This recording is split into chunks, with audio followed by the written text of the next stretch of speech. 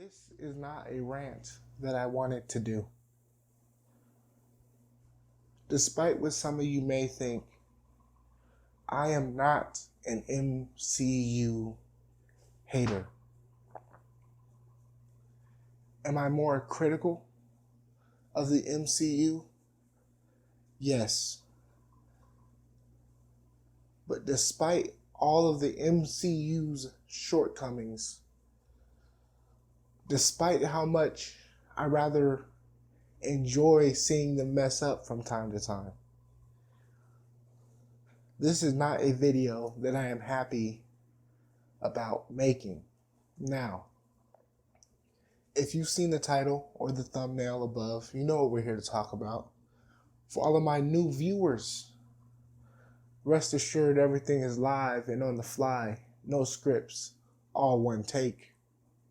So with that being said, let's jump right in. Spider-Man Homecoming. Spider-Man Homecoming. Easily the fourth best Spider-Man film. You could even argue that it could be one of the worst Spider-Man films. But let's break it down. 1. The character of Peter Parker never truly shines. The character of Peter Parker, the character development of Peter Parker is so thin, so frail, that it is nearly non-existent.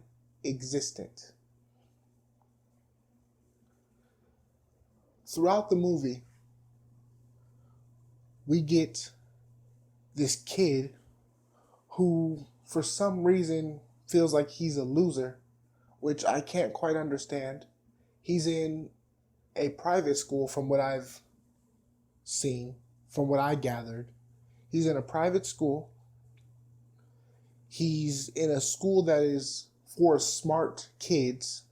He is top tier and one of the best of the members of the academic, whatever, the mathletes. I don't know what they're called, the decathlonators. He's a part of that group. He hangs out with the popular girl. He regularly hangs out with the bully, quotes around that. And to even take it a step further, the academic decathlon people, members, whatever, the club, they wanted him to participate. They liked him. They were saying, "Oh, Peter, come on, please." When they were doing the swimming, Liz invited him. She said, "Come on, Peter, please." So what we have here is a loser, quotes around that. Because what? He's smart? I didn't see any evidence of it. And that is in a lot of MCU movies, if you truly look. They say something, but the evidence doesn't quite support it. They say something, but it's never truly shown. He is a nerd, one of the smartest nerds, if not the smartest, in a school where excelling academically is cool. It's cool. It's like being the best dancer at a performing arts school. I don't understand where this loser thing came from. And Flash Thompson, I said this a while back and people laughed at me. Bullies come in all shapes and sizes. You're being dumb if you think Flash Thompson's not going to be a bully. You just wait. You watch the movie. I didn't see anything that Flash Thompson did that was so terrifying, so horrible. I don't see what happened. I don't see the torment he put him through. Oh, tragic Peter. He's getting bullied. I didn't see any of that. Flash Thompson seemed like a cool dude, actually.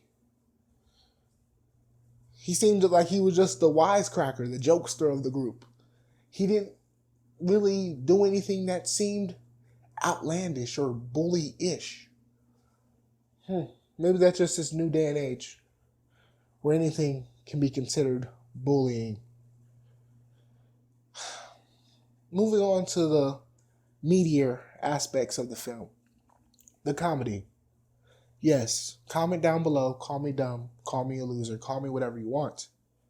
Yes, Spider-Man is a more comedic hero in the suit. He's known to be a wisecracker, sarcastic, great one-liners. Marvel took that and cranked it up to about 30. Every single scene with Spider-Man in it was jam-packed with comedy, comedy, comedy, comedy, comedy, comedy. Oh, laugh, laugh here, please, laugh here, laugh, laugh, laugh, laugh. That's what this movie was. They just wanted you to laugh and laugh and laugh and laugh and laugh. I didn't connect with the hero. Honestly, in a couple months, I won't even remember some of the scenes that happened in this movie. I did not connect with the character.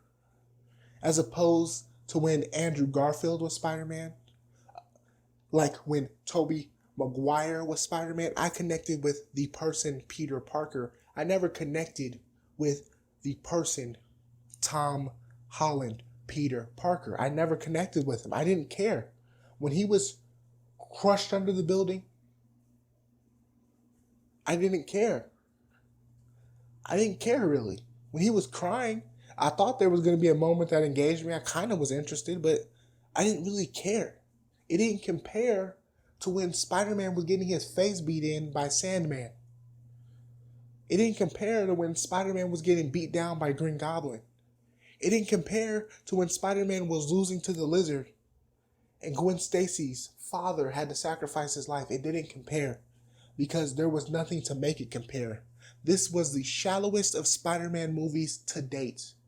And I'm almost disappointed that some of my fellow comic book readers, lovers, superhero lovers would call this movie one of the best Spider-Man films.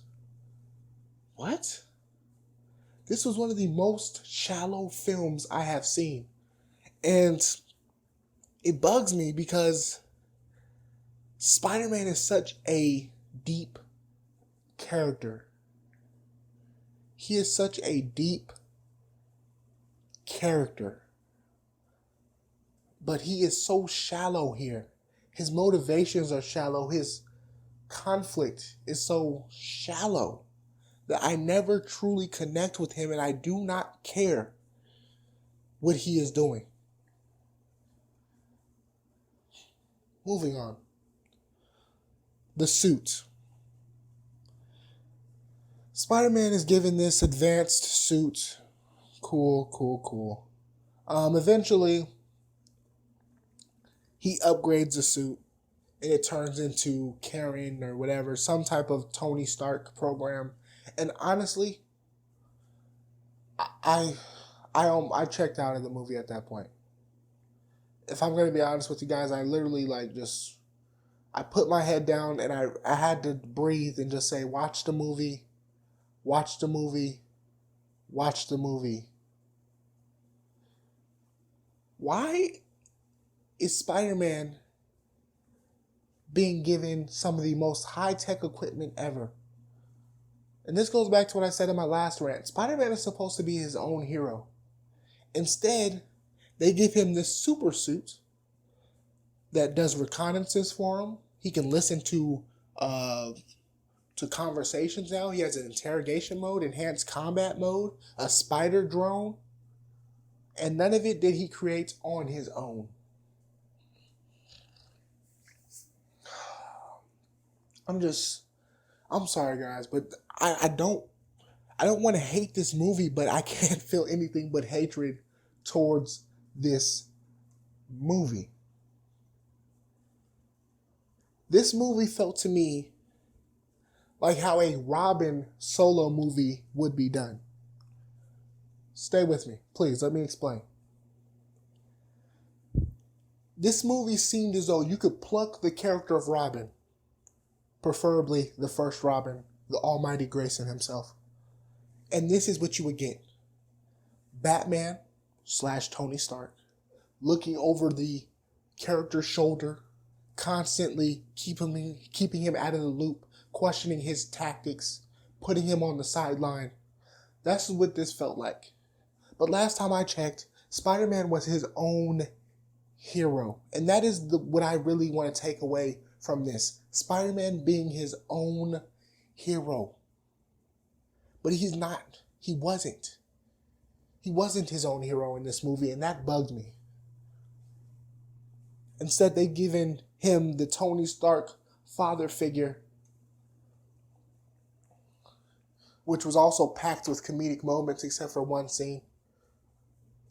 I do not like this iteration of Spider-Man. And I honestly may have to skip out on the sequel, which is something I've never done. Every single Spider-Man that has come out, I have went to see in the theater no matter what. No matter what the review said, no matter what people were saying, I went to see the Spider-Man movies in the theater. I don't understand. I don't understand it, guys.